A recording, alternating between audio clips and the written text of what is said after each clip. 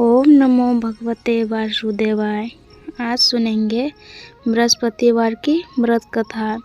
प्राचीन काल में एक बड़ी प्रतापी और दानी राजा राज्य करता था।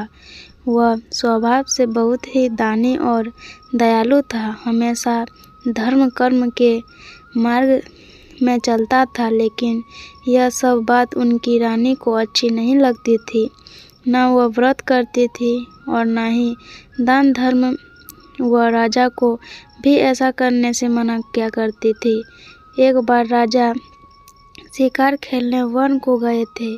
रानी और दासी घर में अकेली थी। तब बृहस्पति भगवान राजा के दरवाजे पर साधु के वेश में भिक्षा मांगने के लिए आए। रानी कहने लगी, साधु महाराज, मैं इस दान और पुण्य से तंग आ गई हूँ। आप मुझे कोई ऐसा उपाय बताएं जिससे यह सारा धन नष्ट हो जाए और मैं आराम से रह सकूं। मेरे पास करने को कोई कार्य नहीं हो। रानी की बात सुनकर साधु महाराज बोले, हे रानी, तुम तो बड़ी विचित्र हो। संतान और धन से भी कोई दुखी होता है। अगर तुम्हारे पास धन अधिक है तो तुम इसे शुभ कार्यों में खर्च करो। लेकिन साधु की बात सुनकर रानी खुश नहीं हुई और कहने लगी, मुझसे ऐसे धन की कोई आवश्यकता नहीं है जिसे संभालने में ही मेरा सारा समय बीत जाए। रानी की बात सुनकर साधु के वेश में बृहस्पति भगवान बोले, यदि तुम्हारी ऐसी इच्छा है तो मैं तुम्हें ऐसा बताता हूँ, तो वैसा ही करना।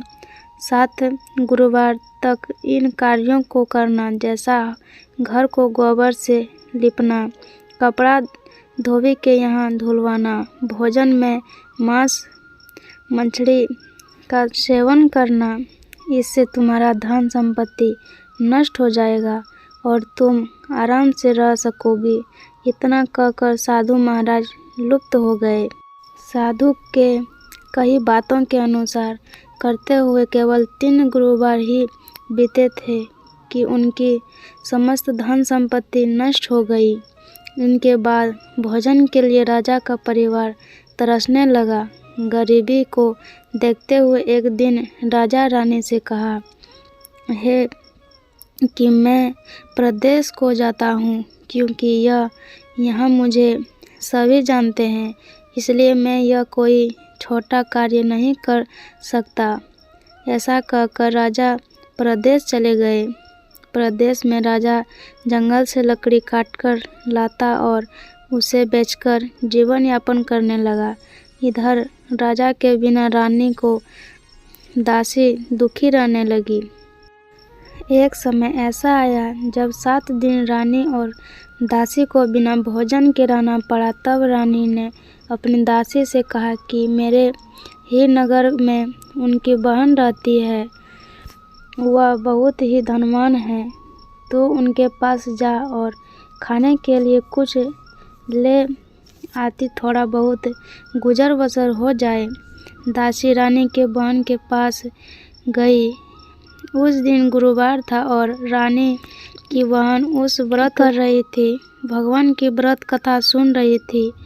जब दासी रानी की बहन के पास गई और अपनी रानी का संदेश दिया, तब रानी की बहन ने कोई उत्तर नहीं दिया, तो दासी बहुत दुखी हुई और उसे क्रोध भी आया। दासी ने रानी को सारी बात बताई। तब दासी की बात सुनकर रानी ने अपने भाग्य को दोषा। उधर रानी की बहन से सोचा कि मेरी बहन की दासी आई थी, लेकिन मैं उनसे नहीं बोली। कथा सुनकर और पूजन समाप्त कर रानी की बहन अपनी बहन के घर आई और कहने लगी, मैं गुरुवार व्रत कर रही थी। जब तुम्हारी दासी गई तब मैं कथा सुन रही थी। जब तक कथा होती है तब तक न उठते हैं और न ही बोलते हैं, इसलिए नहीं बोली। कहो दासी क्यों आई थी?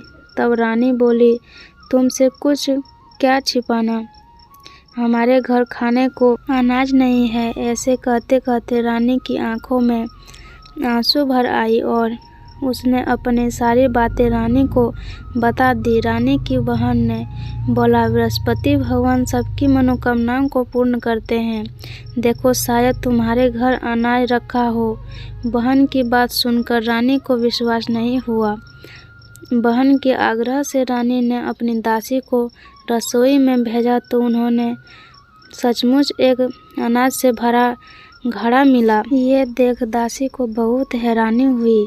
उसने रानी को सब बता दिया और कहा कि जब हमको अनाज नहीं मिलता है तो हम व्रत करते हैं, क्यों ना इससे व्रत और कथा की विधि पूछने चाहिए ताकि हम भी गुरुवार व्रत कथा करें। तब रानी की अपनी बहन से बृहस्पतिवार के बारे में पूछा। रानी की बहन ने बताया कि बृहस्पतिवार के व्रत में चने की दाल और मुनगा से केले की जड़ में पूजन करे, दीपक जलाए और व्रत कथा सुने एवं व्रत के दौरान पीला भोजन ही करें, जिससे भगवान प्रसन्न होते हैं और मनोकामनाओं को पूर्ण करते हैं।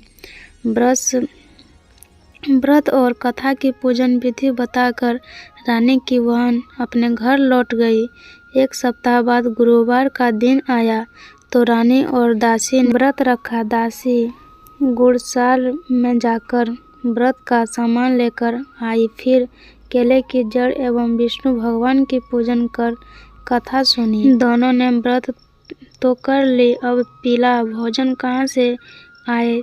दोनों बहुत दुखी हुई, लेकिन उन्होंने व्रत किया था इसलिए गुरु भगवान खुश थे। वह एक साधारण व्यक्ति के रूप में 2 थैलों में सुंदर पीला भोजन लेकर आए और दासी को देकर बोले, भोजन तुम्हारे लिए और तुम्हारी रानी के लिए है, इसे तुम दोनों ग्रहण करना।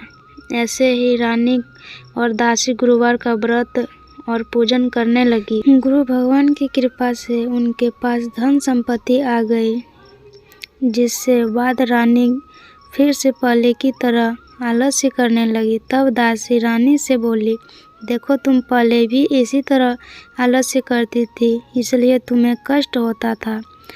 इस कारण सभी धन नष्ट हो गया। अब जब भगवान की कृपा से धन मिला है तो तुम्हें फिर से आलस्य होता है। बहुत ही मुश्किलों से हमने यह धन पाया है, इसलिए हमें दान करना चाहिए और हमको भूखे मनुष्य को भोजन कराना चाहिए, आयु लगवाना चाहिए, कुंवारी कन्याओं का विवाह कराना चाहिए। इससे तुम्हारा यश बढ़ेगा और प्रीत प्रसन्न होंगे। दासी की बात मानकर रानी शुभ कार्य करने लगी। इनके पूरे नगर में रानी की और दासी का यश बढ़ने लगा। इधर जंगल में राजा दुखी होकर पेड़ के नीचे बैठ गया और अपनी पुरानी बातें को याद करके रोने लगा। तभी गुरु भगवान साधु के रूप में लकड़हारे के पास आए और बोले कि हे लकड़हारे, तू इस सुनसान जंगल में किस चिंता में बैठे हुए हो, बताओ। तब लकड़हारे ने दोनों हाथ जोड़कर साधु से कहा, आप सब कुछ जानते हैं, मैं आपसे क्या ही बताऊं। ऐसा कहते हुए राजा ने अपनी साधु को अपनी संपूर्ण दशा सुनाई। तब साधु ने उन्हें बताया कि तुम्हारी रानी ने बृहस्पति भगवान की निराधार किया था, इनके कारण तुम्हारी याद दशा हुई है। अब तू किसी बात की चिंता मत करो, तुम्हारे सभी दुख दूर हो जाएंगे और तुम पहले जैसे सदा धनवान हो जाओगे। इसके लिए तुम्हें गुरुवार के दिन चने और मुनगा से केला के पेड़ में और बृहस्पति भगवान का पूजन और व्रत कथा करो, जिससे तुम्हारे दुख दूर हो जाएंगे। साधु की बात सुनकर राजा बोला, मुझे लकड़ी बेचकर इतना पैसा नहीं मिलता है जिससे भोजन के उपरांत कुछ बचा सकूं। मैंने रात्रि में अपनी रानी को दुखी देखा है। मेरे पास कोई साधन भी नहीं जिससे मैं उसकी खबर जान सकूं। लकड़हारे की बात सुनकर साधु ने कहा, तुम किसी बात का चिंता मत करो। तुम रोजाना की तरह लकड़ी लेकर जाना, तुम्हें रोज से दुगुना धन प्राप्त होगा, जिससे पूजन के अलावा भोजन भी कर सकोगे। धीरे धीरे समय व्यतीत होने पर फिर गुरुवार का दिन आया। लकड़हारा जंगल से लकड़ी काटकर शहर में बेचने गया, जिनके उसे उस दिन और दोनों से अधिक धन मिला। राजा सामान लाकर गुरुवार का व्रत किया। उस दिन से उनके सभी दुख दूर हुए। लेकिन जब अगले गुरुवार का दिन आया तो राजा व्रत करना भूल गया। इस कारण गुरु भगवान नाराज हो गए। उस दिन उस नगर के राजा ने एक विशाल यज्ञ का आयोजन किया था और शहर के लोगों को अपने घर में भोजन नहीं बनाने का आदेश दिया था। साथ ही यह भी कहा था कि जो भी राजा की आज्ञा को नहीं मानेगा उसे फांसी की सजा दी जाएगी। इस तरह राजा की आज्ञा से नगर के सभी लोग भोजन करने गए, लेकिन लकड़हारा कुछ देर में पहुंचा, इसलिए राजा उसे अपने साथ ले गए और साथ में भोजन करा रहे थे। तब रानी की दृष्टि उस खूंटी पर पड़ी जिस पर उनका हार लटका हुआ था। उसे हार खूंटी पर दिखाई नहीं दिया। तब रानी ने निश्चय किया कि मेरा हार इस लकड़हारे ने चुरा लिया है। लकड़हारे को कारोबार में डाला गया।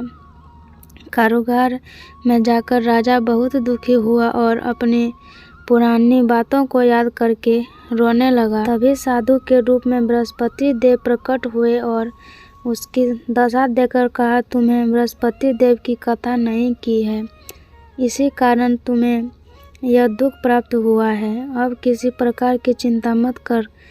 गुरुवार के दिन तुम्हें कारागार के दरवाजे पर 4 पैसे पड़े मिलेंगे। उसे तू बृहस्पतिवार की कथा करवाना, तेरे सभी कष्ट दूर हो जाएंगे। बृहस्पतिवार के दिन उसे 4 पैसे मिले। उससे राजा बृहस्पति देव की कथा किया।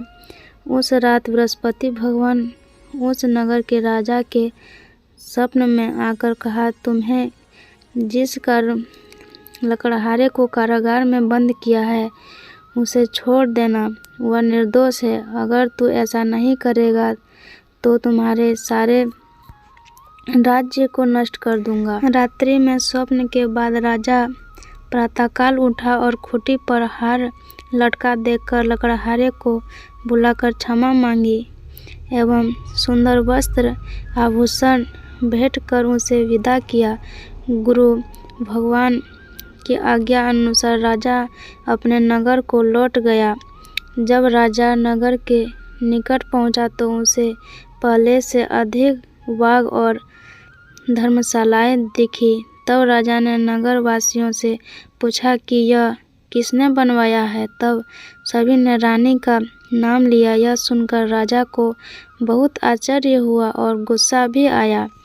जब रानी ने यह खबर सुनी कि राजा आ रहे हैं, तब उसने दासी से कहा, हे दासी, देख राजा हमको किस इतनी बुरी हालत में छोड़ गए थे। राजा हमारी ऐसी हालत देखकर लौट ना जाए, इसलिए तू दरवाजे पर खड़ी हो जा। रानी की आज्ञा अनुसार दासी दरवाजे पर खड़ी हो गई और जब राजा आए तो उन्हें अपने साथ ले आई।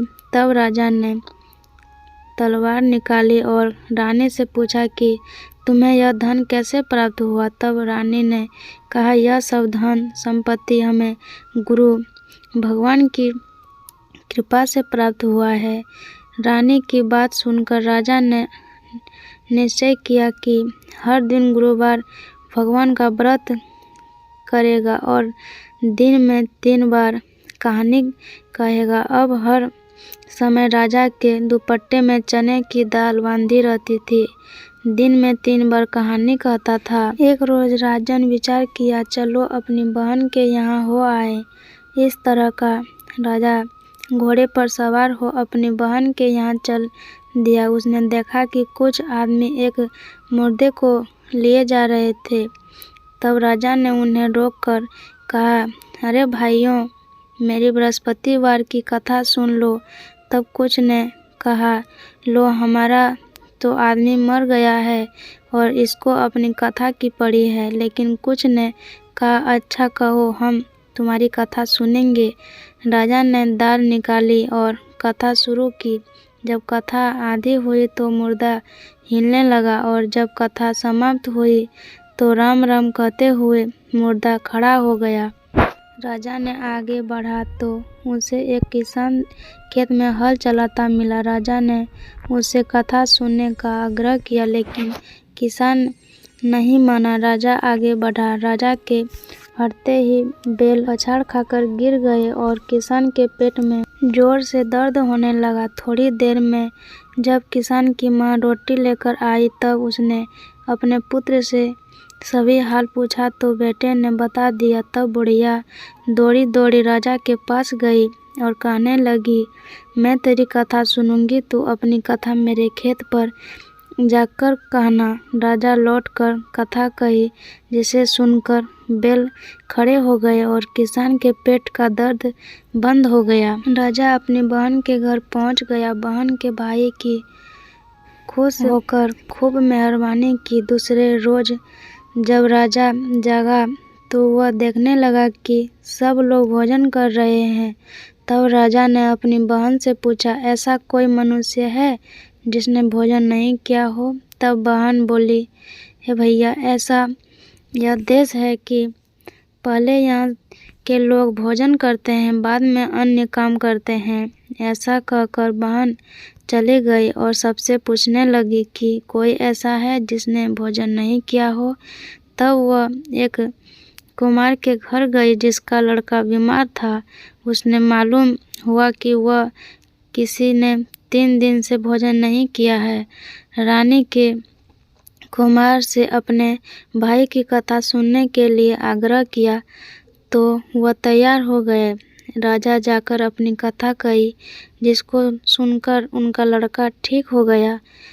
अब तो राजा की प्रशंसा होने लगी। एक दिन राजा ने अपनी बहन से कहा, बहन, मैं अपने घर जाऊंगा, तुम भी तैयार हो जाओ।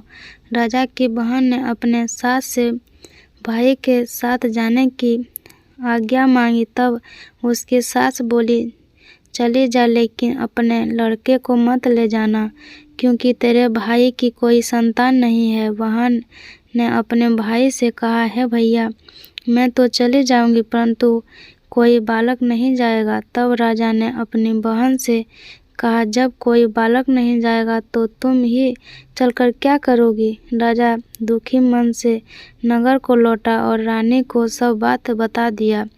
तब रानी ने कहा, बृहस्पति भगवान ने हमें सब कुछ दिया है, वह हमें संतान अवश्य देंगे। उसी रात बृहस्पति देव ने राजा को सपने में कहा, हे राजा, उठ, सभी सोच त्याग दे, तेरी रानी गर्भवती है। भगवान की बात सुनकर राजा बहुत खुश हुआ। 9वें महीने में रानी के गर्भ से एक सुंदर पुत्र पैदा हुआ। तब राजा रानी से बोला, हे रानी, स्त्री बिना भोजन के रह सकती है, लेकिन बिना कहे नहीं, इसलिए जब मेरी बहन आए तो तुम उसे कुछ मत कहना। रानी ने कहा, हाँ, कर दी। और जब राजा की बहन ने यह शुभ समाचार सुना तो बहुत खुश हुए और अपने भाई के यहाँ बधाई लेकर आई। तब रानी बोली, घोड़ा चढ़कर तो नहीं आप आई, गधा चढ़ी आई। तब राजा की बहन बोली, भाभी, अगर मैं इस प्रकार न कहती तो तुम्हें औलाद कैसे होती? बृहस्पति भगवान ऐसे ही हैं, वह सबकी मनोकामनाएं पूर्ण करते हैं। जो सच्चे हृदय से बृहस्पतिवार का व्रत कर रखता है, कथा सुनता है और दूसरों को सुनाता है, गुरु भगवान आपकी सभी मनोकामनाएं पूर्ण करते हैं। कथा सुनने के बाद प्रसाद लेकर ही जाना चाहिए, नहीं तो भगवान का निरादर हो जाता है। हमें उम्मीद है बृहस्पति देव की यह व्रत कथा आपको पसंद आई होगी। अगर आपको यह कथा पसंद आई हो तो लाइक करें और दूसरों को भी शेयर करें। अगर आपने चैनल को सब्सक्राइब नहीं किए हैं तो ज़रूर कीजिएगा।